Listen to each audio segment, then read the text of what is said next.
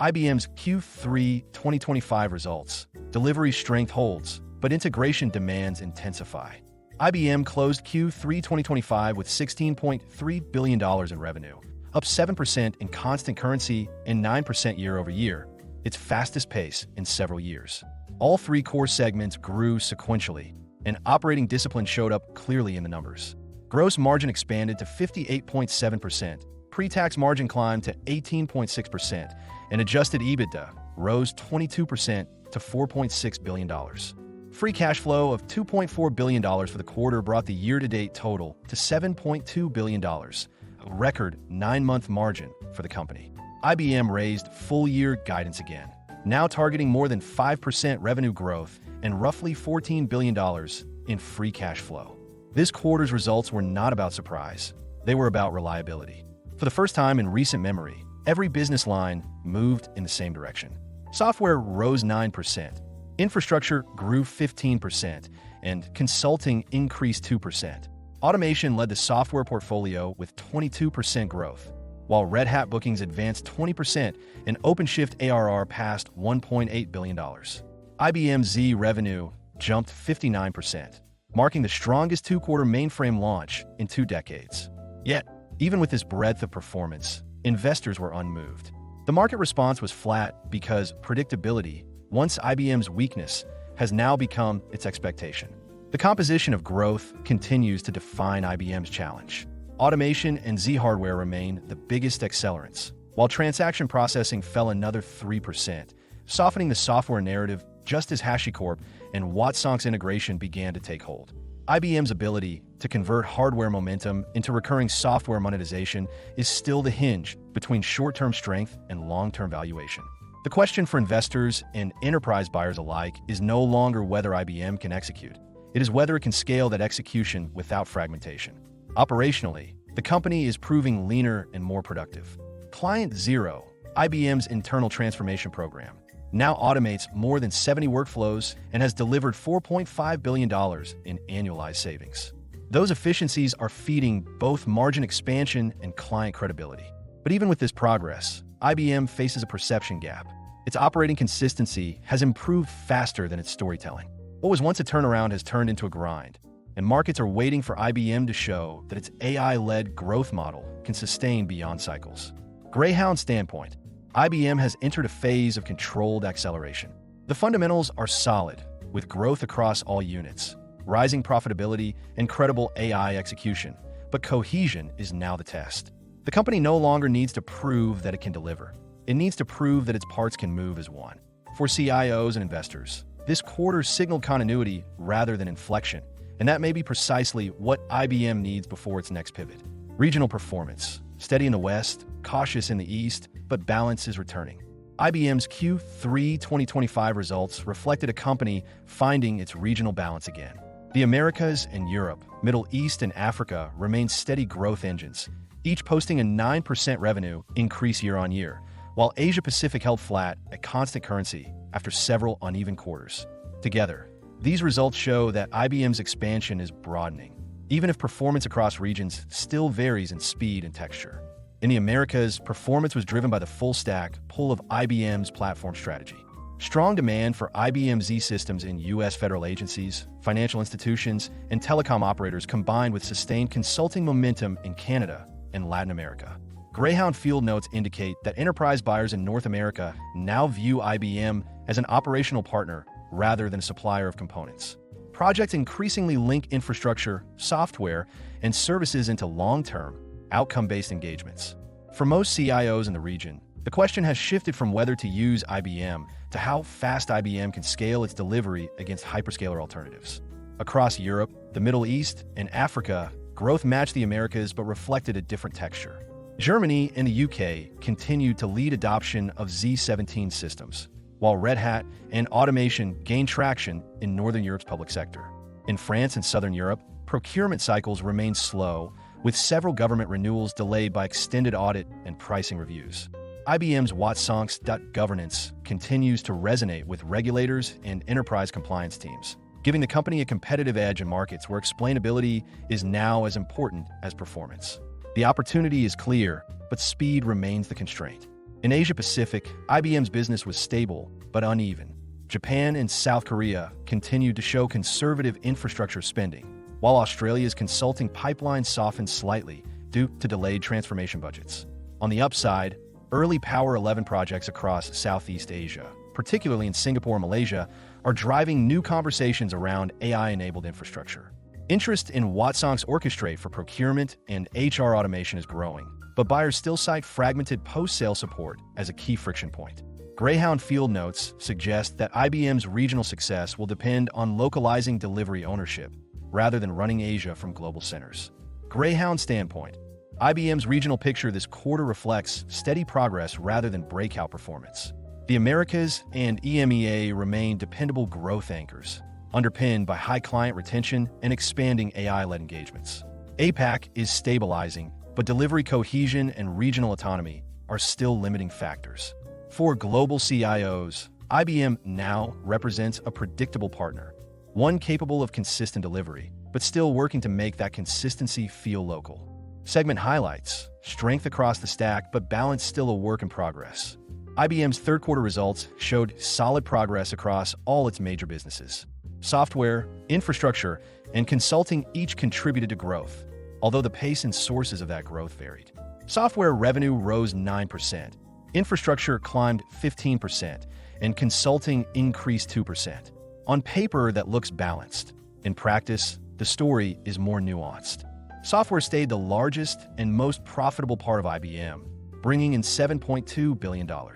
Automation was again the standout, up 22%, helped by steady demand for workflow orchestration and tighter integration with HashiCorp's tools.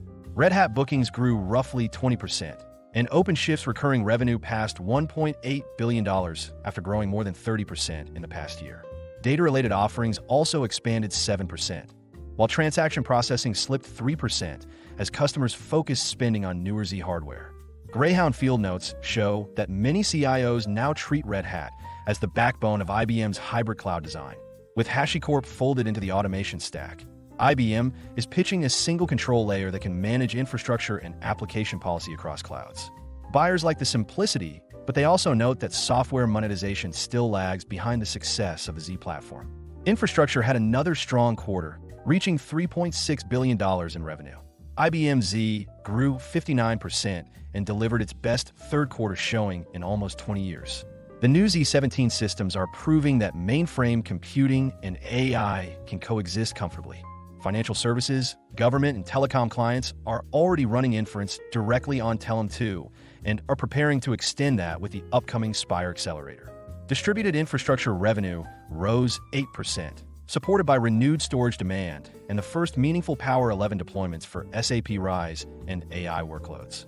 Greyhound Research sees this as part of IBM's quiet transformation of its infrastructure stack into an AI execution layer. The Z17 cycle is redefining where regulated enterprises run mission-critical AI, while Power 11 is starting to gain traction as an energy-efficient option for data sovereign computing. Consulting produced $5.3 billion in revenue, up 2% from a year earlier and reversing 3 flat quarters. Intelligent operations grew 4%, while strategy and technology held steady. Generative AI work now represents about 12% of consulting revenue and more than 20% of its backlog. Greyhound Field Notes suggest that clients are shifting from broad transformation programs to targeted, short-cycle projects that deliver visible productivity gains.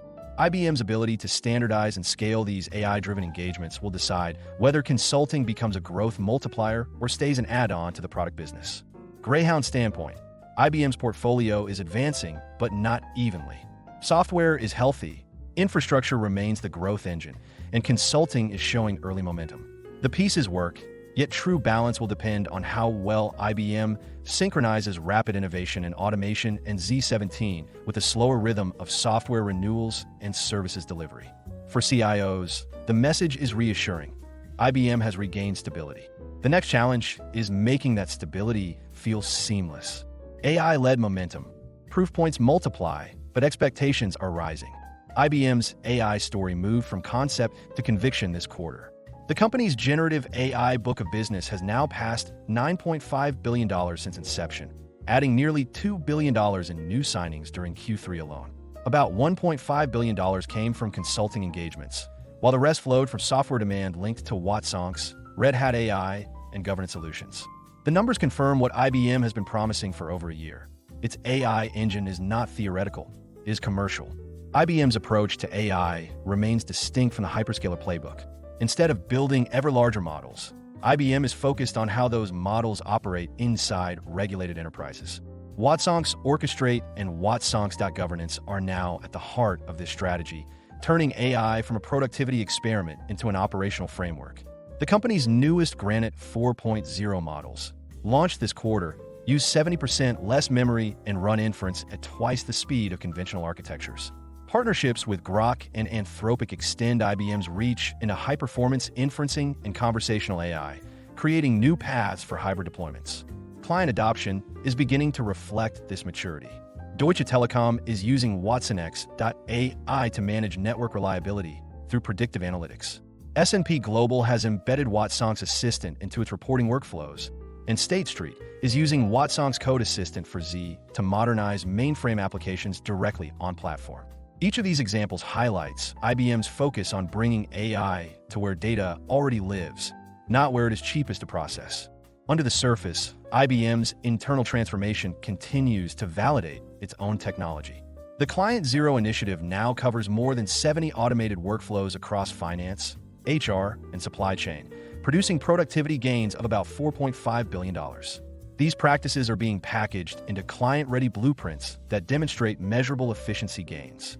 IBM is not just selling AI software. It is selling its own experience in using AI to simplify operations at scale. The ecosystem strategy has also become clearer. Rather than competing with hyperscalers, IBM is embedding Watsonx within them, integrating with AWS, Azure, Oracle, Salesforce, and ServiceNow. The goal is to make Watsonx the orchestration layer that keeps enterprise AI compliant, auditable, and connected across multiple clouds. Greyhound standpoint. IBM's AI story has moved from experimentation to execution. The momentum is real, and the client proof points are credible. Yet expectations are rising just as fast. The next stage of growth will depend on how well IBM can simplify its AI stack, clarify its commercial structure, and make Watsonx the default governance layer for enterprise AI. For CIOs, IBM now offers something the hyperscalers do not: an AI platform built for accountability rather than scale. The question is whether IBM can keep that lead before the rest of the market catches up. What clients are saying and experiencing. Across more than 800 enterprise technology leaders surveyed in Greyhound CIO Pulse 2025, the tone this quarter is more measured but also more pragmatic. The majority of CIOs told us that their focus has shifted from AI adoption to AI accountability. 78% said they're now concentrating on how AI integrates into existing systems of record and whether it can operate under the same governance standards that regulate their core data. This change marks the difference between early curiosity and operational trust. IBM's hardware-led platforms are beginning to align with that shift. The Z17 and Power 11 systems are now being evaluated less for their technical specifications and more for their policy compliance and efficiency in regulated industries. In financial services and the public sector, the ability to perform AI inference directly on Telum 2 remains a major attraction, as it eliminates the need to move sensitive data off core systems. Power 11 is gaining visibility for similar reasons, especially among clients running SAP RISE or hybrid cloud workloads that require controlled compute environments. Greyhound field notes from Q3 reveal that most IBM clients are no longer assessing the individual merits of Red Hat, Watsonx, or consulting in isolation. Instead, they're looking at IBM's ability to coordinate these elements into one coherent experience. The strongest projects are those where consulting, software, and infrastructure act as a single team. Where that alignment breaks, clients report friction. As one CIO put it, IBM's architecture is integrated. Its delivery still isn't. In Europe, demand for Watsonx.governance continues to climb, especially in banking and government. Clients in Germany, the UK, and the Nordics praise the product's technical strength, but often express concern about overlapping modules and complex licensing structures. These buyers want IBM to simplify how they purchase and manage AI governance tools, not just expand their capabilities. In Asia Pacific, IBM is seeing a rise in automation pilots moving to full production, particularly in manufacturing and logistics. Watsonx Orchestrate is gaining traction, But buyers across India, Singapore, and Malaysia still describe project timelines as longer than expected. The delays, they say, often stem from coordination issues between global and regional delivery teams. IBM's decision to expand local partner enablement programs in Malaysia and Australia could help reduce this gap in the quarters ahead. In North America, the discussion is less about capability and more about scale.